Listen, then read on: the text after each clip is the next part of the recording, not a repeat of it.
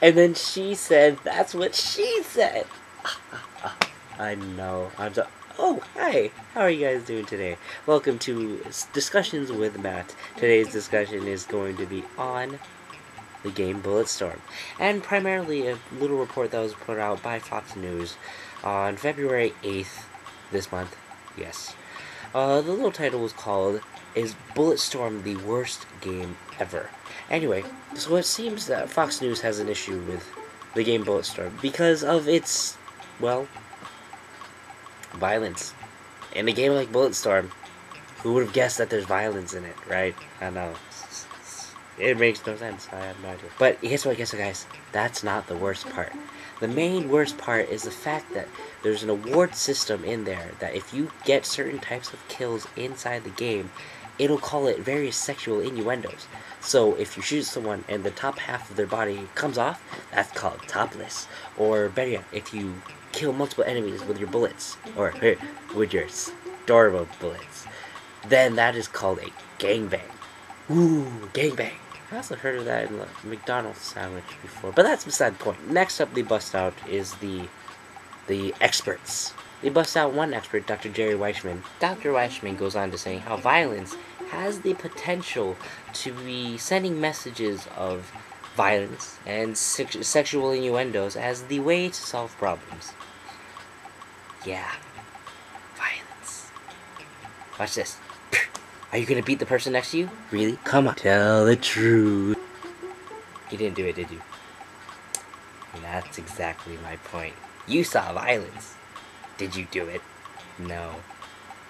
Good job for smart people. So they bring on expert number 2, Miss Carol Lieberman, who says that sexual situations, which are so apparent in Bulletstorm, have led to real-world sexual violence. I wanted to figure out where exactly she got this source of information, so I found it. Over at the U.S. Department of Justice, and their statistics said from 2008 to 2009, sexual assault and rape has gone down by 38.7%. Yeah, last time I checked, that's a pretty decently sized number. The article goes on to mentioning the ESRB, or the Entertainment Software Ratings Board, and how, well, retailers just don't enforce it. Yeah, that's a bunch of bull. Yeah, I work in a gaming store. If I sell an M-rated game to a minor, you know what that means? It means you are terminated.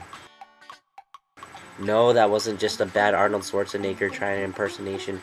It was more like you're terminated in this way. You're fired. Thank you, Donald Trump. You said it so well. Dear. But the other point I just want to make is that this isn't the first time video games have been used as, well, a scapegoat for trying to blame something for the demise of the world. Resistance 2, another first-person shooter.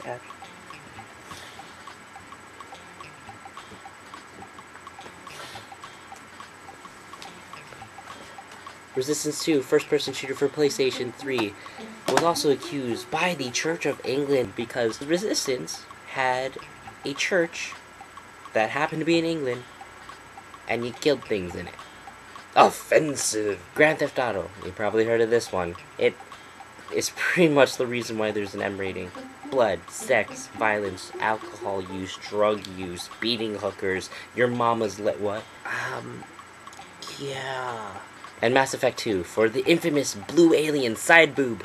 The point I'm really trying to make here is that these arguments are just so easy to rebut.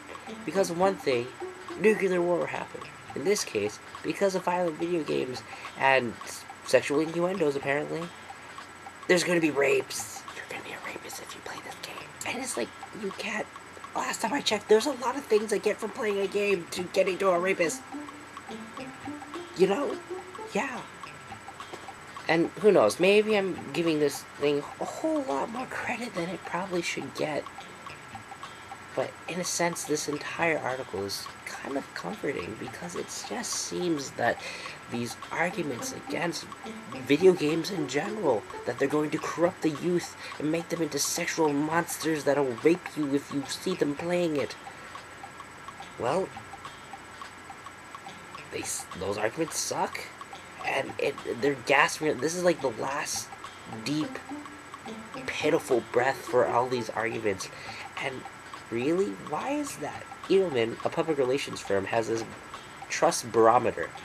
And they're the ones who came up with that statistic you may have heard of, where it said that people don't trust big businesses or big corporations' opinions. So who are they trusting?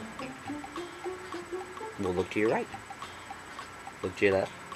They trust people like you, people like me, people like us. And the people like us are increasingly becoming gamers, or are gamers, or have been gamers, and they see that these arguments are lame already. So guys, long story short, look at the rating.